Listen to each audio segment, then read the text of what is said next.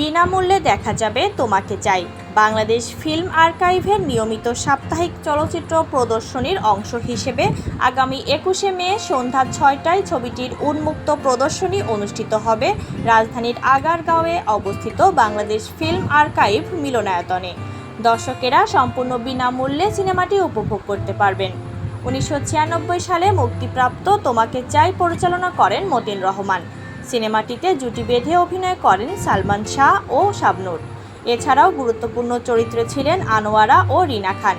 মুক্তির পর ছবিটি দর্শক মহলে ব্যাপক জনপ্রিয়তা পায় এবং 90-এর দশকের রোমান্টিক বাংলা সিনেমার অন্যতম আলোচিত কাজ হিসেবে এখনও স্মরণ করা হয়। বাংলাদেশ ফিল্ম আর্কাইভ সূত্রে জানা গেছে, বাংলা চলচ্চিত্রের ঐতিহ্যে নতুন প্রজন্মের দর্শকদের কাছে পৌঁছে দিতেই নিয়মিত এমন আয়োজন করা হচ্ছে।